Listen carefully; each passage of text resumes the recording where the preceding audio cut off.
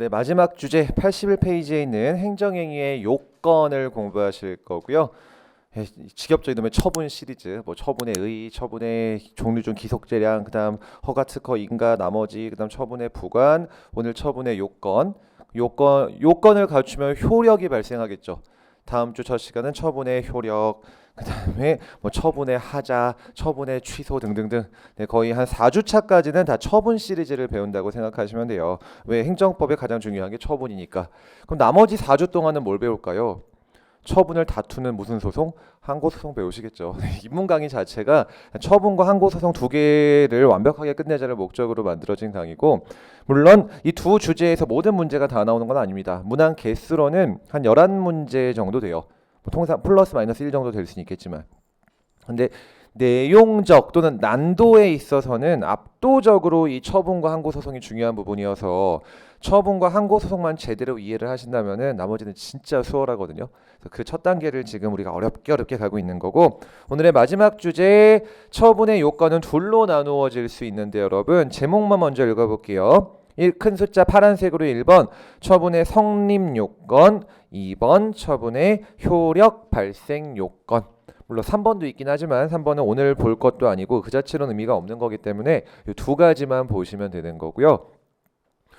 그럼 처분은 어떻게 성립하는지 먼저 시작해 볼게요. 되게 쉬운 주제예요, 여러분. 처분은 누가 하는 거죠? 행정청이 하는 거죠. 그럼 처분은 어떻게 성립하냐? 행정청이 성립시키겠죠. 처분하는 애가 행정청이니까. 그럼 시장님을 예를 들어 볼게요. 시장님이 이런 처분을 해야겠다. 어떻게 처분을 만들어낼까요? 속으로 일단 마음을 먹어야겠죠. 이런 처분을 해야겠군. 그럼 성립하나요? 아니죠. 네가 마음만 먹었을 뿐이잖아요. 그럼 그거를 누구한테, 예를 들어 부하 직원한테 야 내가 이렇게 할까 하는데 어떠니? 라고 물어봤다든지, 가족들한테 뭐 사모님한테 말씀하셨다, 이런 처분을 할까 해. 그럼 성립한다? 당연히 아니죠. 내가 내부적으로 결정한 마음이 외부로 오피셜하게 표시되어야만 처분이 성립합니다. 즉 처분의 첫 번째 요건인 성립 요건은 이렇게 해야겠다는 처분을 내부적으로 결정하고 그걸 외부로 표시해야 되는데, 그 표시는 오피셜하게 이루어져야 해요. 사람 마음은 뭐 알 수가 있나요? 알 수가 없죠. 처분의 성립 요건에서 중요한 건 결국 공식적인 외부적 표시가 있었냐가 포인트가 되는 거예요. 자, 이와 관련해서 최근에 굉장히 중요한 판례가 하나 나왔는데, 여러분 대부분의 처분은 말로 나갈까요? 도장 찍어서 문서로 나갈까요? 99.9% 문서로 나간다라고 보시면 돼요. 말로 하는 처분 뭐 없진 않겠지만 극히 드물죠. 처분이 있는지 없는지 어떻게 알아요? 말로 하면은 다 기록을 남기게 도장을 찍어서 나가게 되는데, 그럼 모든 처분 문서를 행정청이 직접 만드냐? 아니죠. 여러분이 기한하시겠죠 이제. 그리고 결재권자가 결재하겠죠. 그럼 결재가 뭐 하는 거죠? 도장 찍고 사인하는 거죠. 그게 무슨 뜻인가요?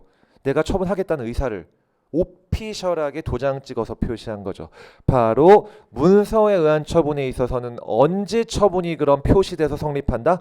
결재한 순간, 도장 찍은 순간. 물론 오프라인 결제는 많이 이루어지지 않으니까 다 클릭하는 순간이 되겠지만 그때가 다 결제한다는 그 처분이 성립하는 거예요. 자, 벌써 끝. 81페이지 1번 행정행위의 성립 요건. 행정의사가 내부적으로 결정되고 외부적으로 표시되어야 하는데, 두 번째 꼭지 외부적 표시는 반드시 공식적이어야 하기 때문에 사적으로 뭐 사모님에게 통지했다든지 우연히 지득 알게 됐다든지 뭐 담당 공무원이 내가 친구에서 물어보니까 곧 있을 거더라, 이런 건 처분이 성립할 리가 없겠죠. 그리고 문서에 의한 처분은 결재권자가 결재함으로써 성립한다. 그럼 바로 판례를 가볼게요. 1번 처분의 외부적인 성립은 행정의사가 외부에 표시되어서 행정청이 자유롭게 취소 처리할 수 있는 구속을 받게 되는 시점을 확정하는 의미를 가지니까 처분의 외부적 성립 여부는 행정의사가 공식적인 방법으로 표시된지가 기준이다. 이해되시죠? 다음 어마어마하게 중요할 최신 판례. 전자문서를 포함한 공문서는 언제 성립한다? 결재권자가 서명 등의 방법으로 결재함으로써 성립하더라. 결재가 뭔데? 문서의 내용을 승인해서 문서로서 성립시키는 의사를 서명을 통해 외부로 표시하는, 즉 결재가 바로 외부적 표시 행위다라고 보는 거죠. 자, 그럼 이렇게 예를 들어 볼게요. 여러분이 어떤 미성년자한테 술 팔았다는 업주가 있다는 신고를 접수받으셨고 확인해 보아서 행정 절차를 거쳐서 사전 통지도 하고 네 말도 들어보니까 진짜 팔았다라고 해요. 이제 그럼 영업정지를 때려야겠죠. 그럼 여러분이 하실 업무는 영업정지 처분서 문서를 작성하시겠네요. 여러분이 다 하셔야 될 일들이죠. 그럼 작성하셨다. 그 다음 어떻게 해야 돼요? 온라인으로 다 결제문서 올려야 되죠. 그럼 결제문서 올려서 시장님이 결제했다. 처분이 성립했죠. 그럼 그날부터 영업정지인가요? 처분이 성립했으니까. 그러니까 처분이 만들어졌을 뿐이죠. 아직 효력은 발생하지가 않은 거예요. 네가 처분서를 받은 적도 없잖아요. 내가 결제하면은 네가 자동으로 안 와요. 아, 결제가 났구나. 모르죠. 어떻게 알아요? 그 결제나 문서를 여러분이 어떻게 해줘야 될까요? 등기우편으로 보내줘서 네가 받으면 아씨 몇 월 며칠 날부터 영업정지겠구나. 그때 비로소 효력이 발생하는 거고 그런 요건을 바로 이번에 제목 뭐라고 부른다? 효력 발생 요건이라고 부르는 거예요. 즉 양자는 완전히 구분되는 거예요. 쉽게 말해서 처분이 만들어지는 거는 결제받은 날. 그 결제받은 처분이 효력을 발생하는 요건은 따로 있다. 그리고 그 따로 있는 건 방금 말씀드렸습니다. 그 처분이 있었다는 걸 너한테 어떻게 했을 때? 통지되어서 알려줬을 때. 그럼 이건 어떨까요? 등기우편으로 보냈습니다. 보낸 날 효력이 발생한다. 네가 받아야 발생한다. 아니 받아야 효력이 발생하죠. 보냈는데 안 도착하면 어떡해요? 모르죠. 당연히 그래서 뭐라고 써 있나요? 효력 발생 요건. 통지가 도달해야 되는 거고 이 도달이란 말이 또 법적인 개념인데 도달이란 말은 원래 사전적 의미는 그냥 도착한 거잖아요. 그럼 이건 어떨까요? 대부분의 행정처분서들은 등기우편으로 날아가요. 그럼 이랬다고 해볼게요. 제가 미성년자한테 술 파는 업주예요. 영업정지 나올 거 뻔히 알고 있겠죠. 뭐 집에 근데 어느 날 등기우편이 왔다. 받았다. 읽기 싫겠죠. 안 읽는다. 그 효력이 안 발생한다. 일까요? 받기만 하면 효력이 발생할까요? 후자로 보면 어떤 문제가 생기냐? 방금 말씀드린 것처럼 나한테 여기 안 좋은 거 들어있어 뻔하네. 안 읽으면 되잖아요. 그럼 효력이 안 발생하는 거고 이게 말이 안 되죠. 여기서 말하는 도달이란 뜻은 네가 진짜 우편물 뜯어서 내용을 알았다까지 요구하는 건 아니고 네가 받았다 똑같은 말 언제든지 뜯어서 알 수 있는 상태가 됐다라는 걸 의미하는 법적인 개념이에요. 그래서 뭐라고 써 있나요? 도달 알 수 있는 상태에 놓는 거지 진짜 현실적으로 찐하는 건 아니다. 그 밑에 판례를 읽어볼게요. 행정처분의 효력 발생 요건으로서의 도달이란 네가 처분의 내용을 현실적으로 알 필요까지는 있다 없다? 없다. 상대방이 알 수 있는 상태에 놓여지면 충분하다. 그게 언젠데? 부연 설명도 해주죠. 처분서가 너의 주민등록상 주소지로 송달되어서 너나 너네 어떤 동료 직원들 또는 너의 가족들 같은 우편물을 받을 수 있는 권한을 받은 사람이 수령하면은 알 수 있는 상태가 되었다. 경비 아저씨께서 받아주셨네. 그것도 도달한 거예요. 언제든지 받아서 알 수 있게 됐잖아요. 자, 그러면은 이제 세 번째 여기서의 중요 부출제 포인트 82페이지고요. 여러분이 이제 처분이 있었다는 걸 통지해서 알려줘야 되죠. 어떤 방식으로 알려줘야 되는지 통지의 방법이 문제가 되고 그 통지의 방법을 송달이라고 부르는데요. 자, 이건 그림을 하나 그려볼게요. 거기 있는 내용들을 그냥 합쳐놓는 거예요, 여러분. 송달은 어떻게 시켜야 되냐? 자, 먼저 두 경우로 나눠야 돼요. 처분은 특정인을 대상으로 하는 처분도 있지만 여러분 우리 배운 것들 전국민 마스크 쓰세요 같은 처분을 뭐라고 부른다? 불특정 다수인을 대상으로 하는 처분을 일반적 처분, 일반 처분이라고 불렀죠. 개별 일반적의 뜻이 뭐였냐? 개별적인 건 특정인을 향한 거, 일반적인 거는 불특정 다수인을 향한 거. 그래서 행정입법은 개별적인 것이 아니고 일반 추상적인 처분이었죠. 따라서 추상적인 행위였죠. 불특정 다수인을 대상으로 하는 처분도 있을 거예요. 즉 처분은 특정인을 향한 경우도 있고 불특정 다수인을 향한 경우도 있고 특정인을 향한 경우 또 둘로 나눠봐야 되는데 여러분 이런 경우도 있을 수 있습니다. 실제 자주 있을 일이고 우리 판례도 하나 있어요. 제가 나한테 안 좋은 거 올 거 뻔히 알고 있다라고 해볼게요. 세금 낼 때가 다가왔고 내가 뭐 탈세한 게 있는데 걸린 것 같다. 그래서 보나마나 나한테 가산세, 어떤 징벌적인 세금을 내라는 우편물이 날라올 것 같다. 그래서 어떻게 하냐? 도망간 거죠. 집을 비워둔 거예요. 사무실에도 출근을 안 하거나 내지는 집에 있지만 집 빼어놓으면 어떻게 할까요? 띵동 누르면은 안 나오면 되죠.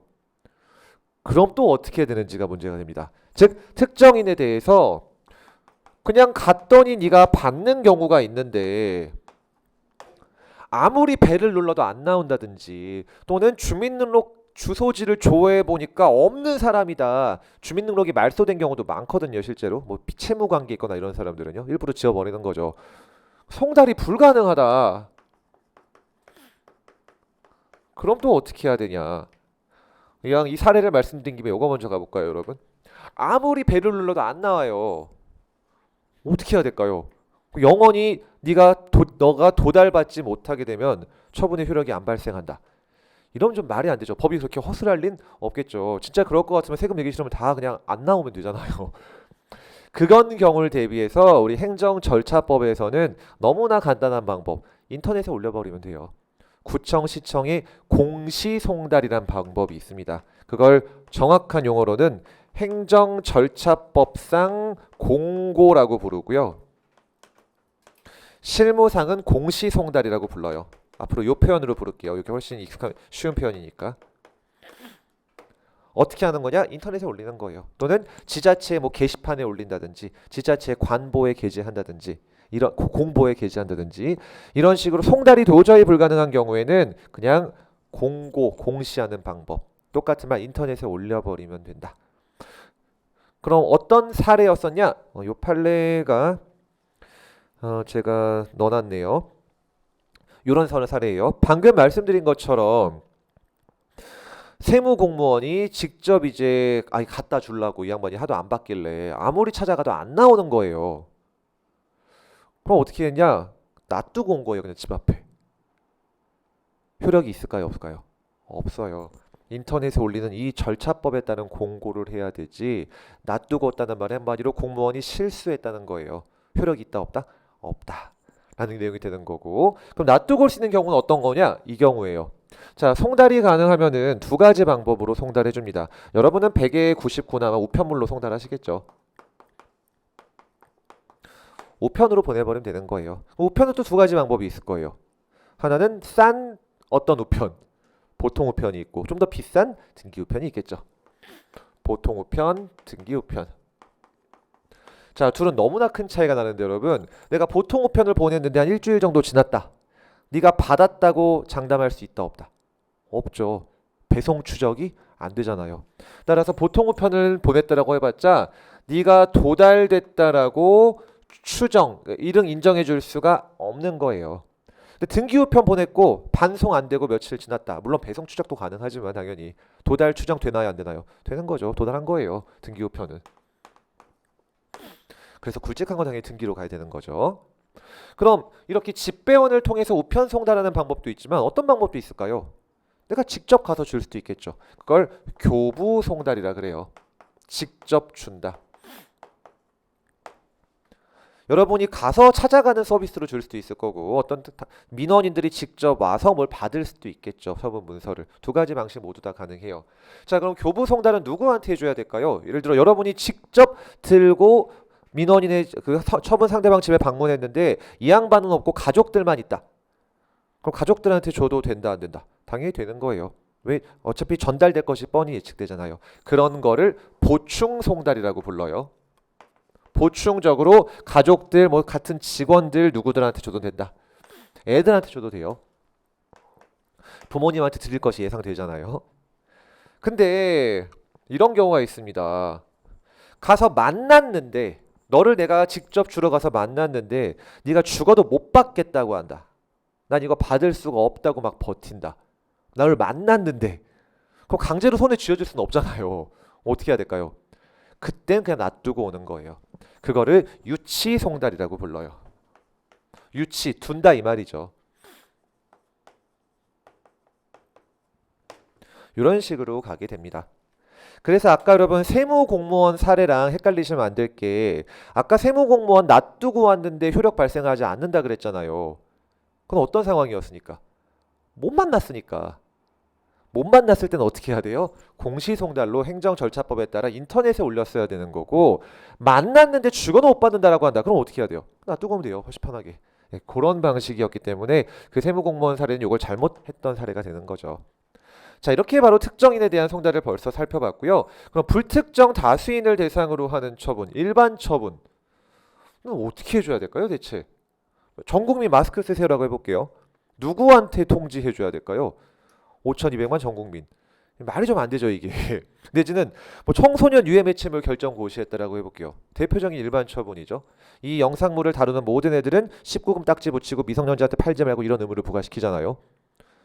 그 영상물을 누가 취급할까요? 모르죠. 불특정 다수인이 대상이기 때문에. 이 불특정 다수인을 대상으로 하는 처분은 기본적으로 특정인을 대상으로 하는 처분과 달리 처분 상대방이 문자 그대로 누군지를 몰라요. 개별적으로 우편물을 보내줄 수도 없고 개별적으로 내가 직접 주는 건 더더욱 불가능하고 인터넷에 올린다고 하더라도 누구 보라고 올려요. 누군지를 모르잖아요. 따라서 이때는 어떤 방식으로 올리냐? 정확히는 마지막 걸 살짝 수정해야 되는데 고시 또는 공고의 방법으로 올립니다. 대상을 찍어서 인터넷에 올리는 게 아니라 그냥 봐라. 이런 처분 났다. 관련자들 알아서 읽어봐. 고시 또는 공고 똑같으면 인터넷에 올리는 거예요. 내지는 뭐 개별 법이 정한 바에 따라 이루어지게 됩니다. 그럼 이 청소년 유해 매체물 결정 고시가 올라갔다라고 해볼게요. 두 가지 방식으로 올라가게 돼요. 고시 처분 문서 자체에 몇 월 며칠 날부터 효력이 발생한다라고 아예 박아놓는 경우가 있습니다. 즉 고시 공고에 효력일을 명시한 거죠. 당연하지만 언제 효력 발생할까요? 그 명시한 날에 그날 효력이 발생하겠죠. 자, 그럼 문제는 인터넷에 고시가 나긴 났는데 언제 효력이 발생인지 안 써 있다.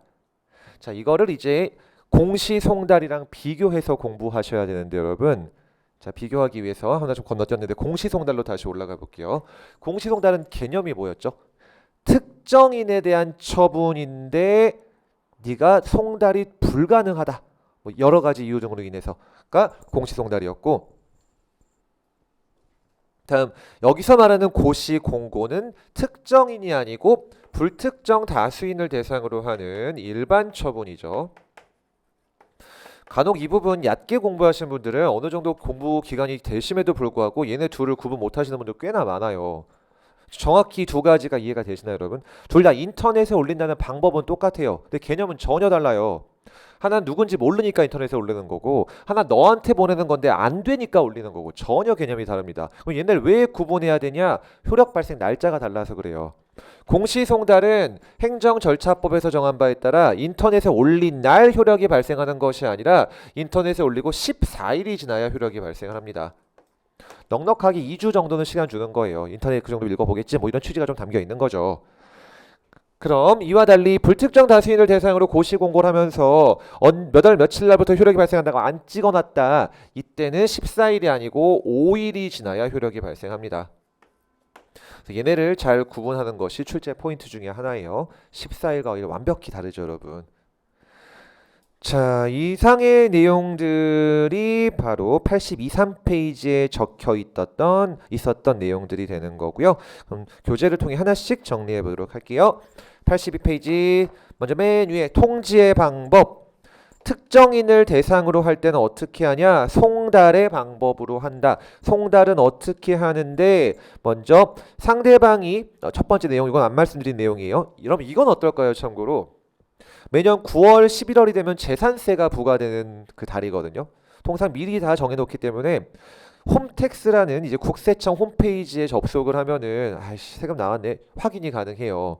그럼 내가 너무 궁금해가지고 나한테 아직 세금 내라는 등기우편이 안 날라왔는데 9월 1일 되자마자 내가 인터넷 들어가 봤더니 얼마 내라고 처분이 나온 걸 확인했다. 그럼 내가 확인했으니까 처분의 효력이 발생한다 안 한다? 전혀 안 하죠. 오피셜하게 나한테 송달된 적이 없잖아요. 그냥 내가 인터넷을 통해 안 거잖아요. 이거랑 똑같은 거죠. 내가 담당 공무원한테 친한 친구여가지고 전화해서 물어보니까 너한테 곧 나갈 거야 라고 한다. 효력이 발생했다 안 했다? 안 한다. 그게 바로 첫 번째 꼭지죠. 상대방이 인터넷 홈페이지 접속 등을 통해 이미 처분의 내용을 알고 있는 경우에도 송달이 필요한 거고 달리 말해서 송달 전까지는 효력이 안 발생하는 거예요. 거기 1번 판례 읽어볼게요. 상대방이 있는 처분이 상대방에게 고지 통지랑 똑같은 말이에요. 통지되지 않은 경우에는 설령 네가 인터넷 홈페이지 같은 다른 경로를 통해 처분의 내용을 알게 됐다 할지라도 효력은 발생한다 안 한다? 안 한다. 오피셜하게 송달이 이루어져야 된다. 송달의 방법은 딱 모두 다 이 법에 정해져 있는 방식대로 이루어져야 합니다. 다 법에 정해져 있는 법조문들이에요.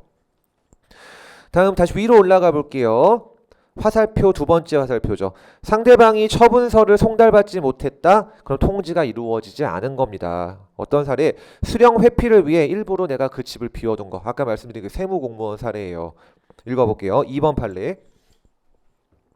납세자가 과세 처분의 내용을 이미 알고 있는 경우에도 당연히 송달이 불필요하다고 할 수는 없고요. 당연히 오피셜하게 통지해줘야 되니까. 다음 문장. 내가 수령을 회피하기 위해서 일부러 송달받을 장소를 비워두었고, 그래서 세무공무원이 너도 만나지 못하고 네 동거 가족 등 보충 송달을 받을 자도 만나지 못했다. 만나지 못했죠. 그래서 부득이 놔두고 왔다. 송달된 건가요? 안 된 건가요? 안 된 거죠. 어떤 방식으로 했어야 돼요? 못 만났으면은 공시송달로 갔어야 되죠. 유치송달은 언제 가능한 거다? 만났는데 정당한 이유 없이 거부할 때나 가능한 거예요. 못 만났으면 안 되는 거예요. 따라서 뭐라고 써 있나요? 부득이 사업장에 납세고지서를 두고 왔다고 하더라도 이로써 신의 성실의 원칙을 들어 그 납세고지서가 송달됐다고 볼 수 없다 이렇게 말해주고 있고, 그래서 양괄호 2번으로 좀 먼저 가보실게요. 이 특정인에 대한 송달을 어떻게 해줘야 되는지 그 구체적인 방법. 먼저 우편 송달. 주민등록상 주소지로 보내주면 되는데 이 밑에 하이라이트 있는 부분 등기우편이나 내용증명우편, 내용증명우편도 등기로 날아가요. 다 등기는 도달된 걸로 추정되지만 보통 우편은 추정되지 않는다. 다음 교부송달. if 상대방이 없으면 누구한테 주면 된다? 뭐 가족이나 동료 직원들에게 주면 되는 거. 이걸 보충송달이라고 부르고요. 다음 if 문장. 만났는데 네가 정당한 사유 없이 송달받는 걸 거부한다. 이때 비로소 어떻게 하면 된다? 놓아두고 오면 된다. 그 유치송달은 실질적으로 이런 경우가 많이 있을까요? 뭐 거의 없겠죠. 앞에서 준다는데 어떻게 안 받아요. 그래가지고 유치송달은 그 경우에만 가능한 거예요.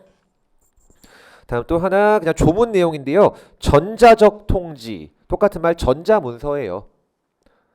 네이버 전자문서 같은 거 다 아시죠? 그럼 처분서를 전자문서로 보내는 거는 어떤 경우만 가능하냐? 네가 동의해야만 가능하다. 그럼 전자문서로 인한 송달은 여러분 언제 도달된 걸까요? 1번 네이버 전자문서에서 도착했다고 나한테 알림 떴을 때, 2번 내가 진짜 그거 클릭해서 문서 읽어봤을 때. 똑같죠. 도착했을 때예요. 그냥 읽어볼 필요 없다 그 말이에요. 우편물이랑 똑같죠. 나한테 불리한 거 같으면 발신자, 국세청 이렇게 써있으면 안 읽겠죠. 그럼 어떻게 해요? 효력이 안 발생하면 말이 안 되죠. 따라서 나한테 도착하면 그냥 효력이 발생하는 거고, 그게 바로 네가 지정한 컴퓨터에 뭐 된 때? 입력된 때 도달한다. 입력된다는 말이 네가 읽을 필요까지는 없다 그 말이에요. 뭐 굳이 그 이메일로 따지면은 수신 확인까지는 필요 없다 그 말이죠. 네 컴퓨터에 뜨면 도달한 거다. 자, 여기까지가 지금 요거 보신 거예요. 첫 번째 송달 가능한 경우. 그럼 송달이 불가능한 경우는 어딨냐? 그 위에 판례 박스 바로 밑에. 특정인을 대상으로 하는데 주소를 모르는 등의 이유로 송달이 불가능하다. 어떻게 해줘라? 공시송달. 정확한 표현은 행정절차법에 따라 공고를 해라. 그거는 어떻게 하는 건데 양괄호 3번에 나와 있죠. 양괄호 3번 공시송달 행정절차법상 공고. 송달받을 자의 주소를 모르겠다거나 또는 송달이 불가능하다. 뭐 안 나오는 경우가 그런 경우겠죠. 어떻게 해야 되냐? 관보 등 하나 이상의 공고하고 인터넷에도 공고해라. 즉 인터넷에 공고한다 그 말이고요. 날짜가 중요하죠. 며칠 지나야 효력이 발생한다? 14일. 날짜를 기억하셔야 돼요. 오늘의 마지막 내용 거기 위에 판례 박스에서 두 줄 밑에 불특정 다수인을 대상으로 할 때는 어떻게 한다? 고시나 공고. 개별 법이 정한 바에 따라 고시의 방법으로 하기도 하고 공고의 방법으로 하기도 합니다. 근데 결론은 똑같아요. 인터넷에 그냥 올린다 그 말이에요. 그럼 언제 효력이 발생하냐? 그게 83페이지 맨 위에 있는 내용이죠. 두 번째 꼭지. 요거를 말씀 안 드렸네요. 참. 일반 처분 개념상 우리가 지금 전국민 마스크 써라 였다라고 해볼게요. 우리는 모르겠지만 어디 다 고시로 올라갔었을 거예요. 당연히 안 올라갈 수가 없죠. 우리한테 개별적으로 안 알려줬죠. 우리 우편물 받은 거 하나도 없잖아요. 언제부터 마스크 쓰세요? 우리한테 보내줄 필요가 있다? 없다. 그럼 우리한테 안 알려줬다 하더라도 효력이 발생하는데 뭐 지장이 있다 없다? 없다. 알려줄 필요도 없죠. 네가 누군지 알고 알려줘요. 불특정 다수인을 대상으로 하는데. 그게 바로 두 번째 꼭지죠. 상대방이 특정되지 않기 때문에 개별적인 통지를 해줄 필요도 없고 네가 알 필요조차도 없어요. 그래서 우리가 배우신 사례, 어떤 만화책이 청소년 유해 매체물로 결정됐습니다. 근데 그거 도서 대여업자한테 가르쳐 준다? 안 가르쳐 줘요. 네가 누군지 알고 가르쳐 줘요. 전국에 도서 대여업자가 한두 명도 아닌데. 그럼 그냥 고시 공고로 올라가 버린 겁니다. 그래서 이 양반이 알았을까요? 몰랐을까요? 몰라가지고 그 고시 쓴 날로부터 일주일밖에 안 된 상황에서 만화책 하나 빌려줬다가 과징금 700 때려받은 사례가 있다고 말씀드렸잖아요. 재량권 일탈남용 설명하면서 그 사례를 말씀드렸었죠. 자, 결국 네가 현실적으로 알든 몰든 모르든 어쨌든 일반 처분은 효력이 발생하는 거예요. 뭐 우리 더 쉬운 사례로 바꾸면 이런 경우가 있죠. 몇 월 며칠 먼저 전 국민 마스크 쓰세요 라고 고시했고 막 언론 기사 쫙쫙 나고 했는데 몰랐다. 그래서 마스크 안 쓰고 지하철 탔다 걸렸다. 과태료 낸다 안 된다? 내는 거예요. 효력 발생하는 거예요. 네가 알 필요가 없습니다. 왜? 그게 일반 처분이에요. 그래서 다시 효력일을 명시한 경우엔 그날부터, 명시하지 않으면 며칠 지나야 한다. 5일 구분하실게요. 자, 밑에 판례 가볼게요. 맨날 나오는 요 판례. 청소년 유해 매체물 결정 고시는 일방 불특정 다수인을 상대방으로 하는 것이기 때문에 밑줄 친 부분, 고시함으로써 명시된 시점에 효력이 발생하는 것이지 개별 웹사이트 운영자에게 통지하지 않았다라고 해서 효력이 발생하지 않은 걸로 볼 수 없다. 너한테 알려줄 필요조차도 없음. 그냥 효력이 발생하는 거예요. 그 날짜가 되면은. 자, 이렇게 정리하시면은 실질적으로 오늘 보실 건 다 끝났고, 다음 주에 연장된 주제니까 그 3번 그냥 읽어만 볼게요. 자, 그럼 처분이 이렇게 성립해서 효력을 발생하게 되면은 말 그대로 효력이 있죠. 근데 마지막 하나 요건이 있습니다. 그 효력을 발한 처분이 예를 들어 법에 위반됐다. 어떻게 될까요? 위법하겠죠. 즉 위법 적법 여부의 요건이 마지막 요건, 적법 요건이라는 게 있습니다. 말 그대로 그럼 적법 요건을 갖추지 못하면 어떻게 될까요? 위법하게 되죠. 그럼 위법하게 되면은 둘 중에 하나죠. 중대 명백하게 위법하면 뭐죠? 무효. 그렇진 않으면은 취소. 다음 주 두 번째 타임 때 배울 거예요. 어떤 경우에 무효고 어떤 경우에 취소인지. 자, 그럼 적법 요건 카테고리만 좀 볼게요. 주체, 절차, 형식, 내용. 보통 카테고리를 이렇게 나누는데 뭐 카테고리 자체가 큰 의미가 있는 건 아니에요. 근데 다음 많이 보시다 보면 자동으로 익혀지시게 되고 카테고리 구분하면 좀 편하긴 합니다. 어떤 점에서 편하냐? 자, 미리 좀 다음 주 거를 살짝 당겨서 말씀드리는 거예요. 처분이 위법하면 지금 말씀드린 것처럼 어떤 경우에 무효고 어떤 경우에 취소가 되죠. 그걸 구분하는 것이 출제 포인트 중에 하나예요. 이 판례가 무효로 본 건지 이 판례가 이건 취소로 본 건지를 구분하셔야 하는 것이 출제 포인트가 되고, 그 구분에 이 카테고리가 나름 좀 좋은 기준이 되긴 합니다. 아까 근데 제가 하나 말씀드린 게 있습니다. 제가 군 생활 때 대대장님 휴가 가셨을 때 실수로 제 이름 갖고 결제 많이 했다 그랬죠. 내부 위임 받은 수임 기간이 위임 기간이 대대장 명이 아니고 지명이 갖고 처분을 했다. 위법해요. 권한 없는 자가 한 거니까. 혹시 결론도 기억하실까요? 무효예요. 주체하자. 권한 없는 놈이 처분을 했다. 원칙적으로 무효로 봅니다. 다음 주에 어차피 자세하게 보실 건데 미리 지금 땡겨서 좀 보고 있는 거예요. 뭐 예를 들어서 어떻게 연결이 되냐면은 연결되는 것만 보여드릴게요. 94페이지 한번 가보시면은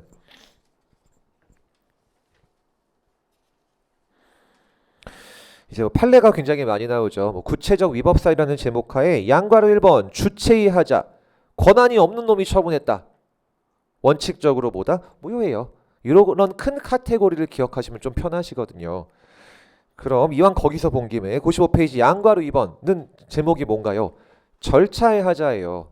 내용은 아무런 문제가 없었는데 예를 들어서 사전 통지라든지 의견 청취 절차를 안 거쳤다.